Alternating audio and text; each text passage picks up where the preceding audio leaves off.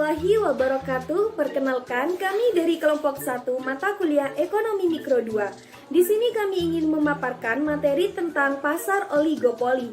Sebelumnya, perkenalkan, nama saya Maduri Diana Putri, NIM 19032110011. Saya Mutiara Amalia Putri, NIM 190211100008. Saya Aini Mabrohatin, NIM 190211000005. Nama saya Dimas Syafalevi, NIM 180321100154.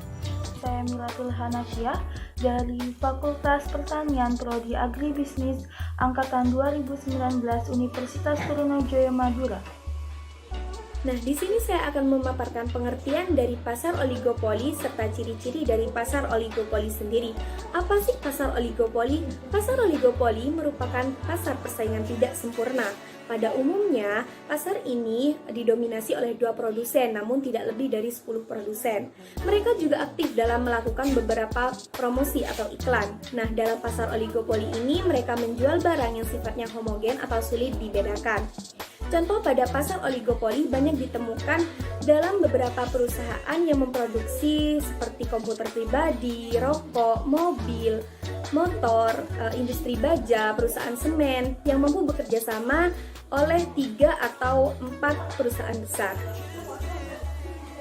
Adapun ciri-ciri yang terdapat dalam pasar oligopoli, yang pertama, pasar oligopoli ini biasanya didominasi lebih dari 2 produsen namun tidak lebih dari 10 produsen. Yang kedua, jenis produk yang dijual dalam pasar oligopoli ini bersifat homogen dan saling menggantikan. Contohnya seperti sabun mandi yang memiliki berbagai pilihan bentuk, merek, dan juga warna. Nah, yang ketiga, biasanya dalam pasar oligopoli ini mereka aktif dalam melakukan beberapa promosi ataupun iklan. Yang keempat, harga barang yang dijual dalam pasar oligopoli ini cenderung sama atau terdapat sedikit perbedaan kecil. Yang terakhir, dari ciri-ciri pasar oligopoli ini adalah penjual atau produsen yang baru ini sangat mengalami kesulitan dalam menguasai pasar.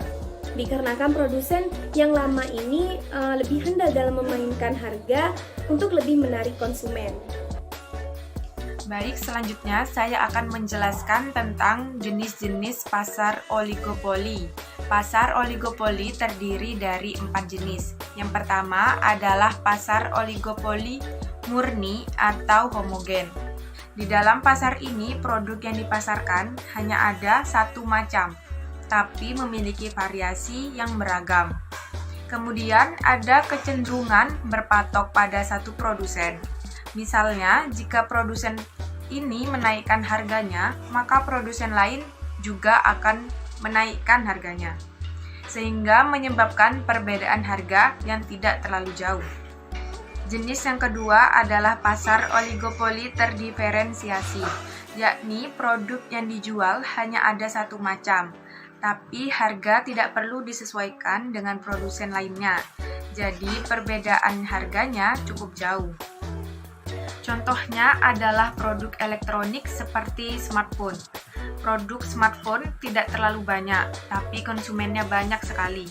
Meskipun produk yang dijual hanya smartphone saja, tapi harganya cukup berbeda antara satu produsen dengan produsen yang lainnya. Kemudian jenis yang ketiga adalah pasar oligopoli kolusi. Di pasar ini terjadi kerjasama antara produsen satu dengan produsen lainnya untuk menaikkan harga atau membuatnya stagnan. Dan jenis yang terakhir adalah pasar oligopoli non-kolusi. Di pasar ini, produsen yang akan memainkan harga dengan melihat perkembangan produsen lainnya sebagai pesaing usaha. Tujuannya adalah agar usahanya tetap mampu berkembang dan produsen lain tidak dapat mengikuti jejaknya. Di sini saya akan menjelaskan tentang kelebihan dan kekurangan pasar oligopoli. Kelebihan pasar oligopoli yang pertama yaitu memberikan kebebasan kepada pembeli untuk memilih barang yang mereka inginkan. Yang kedua, mampu melakukan penelitian dan pengembangan produknya. Yang ketiga yaitu pasar oligopoli ini lebih mengutamakan kepuasan konsumen dikarenakan adanya persaingan penjual. Yang keempat, adanya penerapan teknologi baru.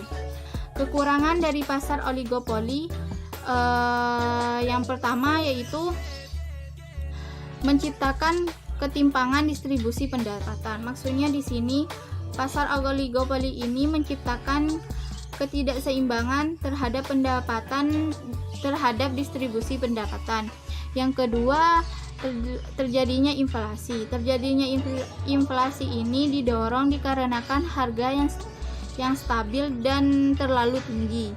Yang ketiga, bisa timbul pemborosan biaya. Pemborosan biaya produksi ini diakibatkan apabila ada kerjasama antara oligopolis karena semangat bersaing yang kurang. Yang keempat, bisa timbul eksploitasi terhadap pembeli dan pemilik faktor produksi. Maksudnya eksploitasi yaitu pemanfaatan sewenang-wenang terhadap pembeli dan faktor produksi. Yang kelima, sulit ditembus atau dimasuki perusahaan baru. Di dalam pasar oligopoli ini, untuk perusahaan lain bergabung dalam usaha karena minat pembeli yang tinggi terhadap pimpinan pasar, sehingga sangat sulit untuk perusahaan baru untuk berkembang karena kurangnya peminat pembeli. Yang keenam yaitu bisa berkembang ke arah monopoli. Di dalam oligopoli ini bisa berkembang ke arah monopoli jika sudah tidak ada yang mampu bersaing dengan pemimpin pasar, yang mengakibatkan monopoli perusahaan ini berlanjut dan menyaingi produk barang lainnya yang belum perusahaan ini kuasai. Nah, di sini saya akan menjelaskan faktor-faktor penyebab terbentuknya pasar oligopoli. Yang pertama adalah efisiensi skala besar. Dalam dunia nyata, perusahaan-perusahaan yang bergerak dalam bidang industri seperti industri mobil, kertas, semen, pupuk, peralatan mesin, umumnya berstruktur oligopoli. Teknologi padat modal atau kapital intensif yang dibutuhkan dalam proses produksi menyebabkan efisiensi atau biaya rata-rata minimum baru tercapai bila output diproduksi dalam skala sangat besar.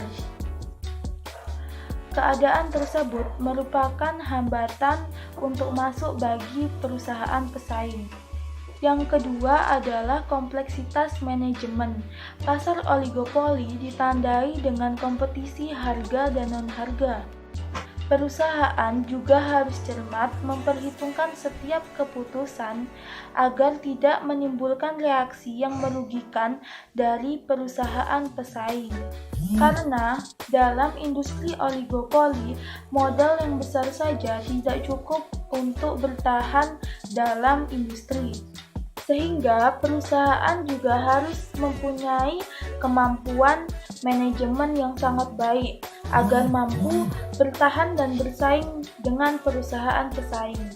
Tidak banyak perusahaan yang memiliki kemampuan tersebut, sehingga dalam pasar oligopoli hanya terdapat sedikit produsen. Yang ketiga adalah merger.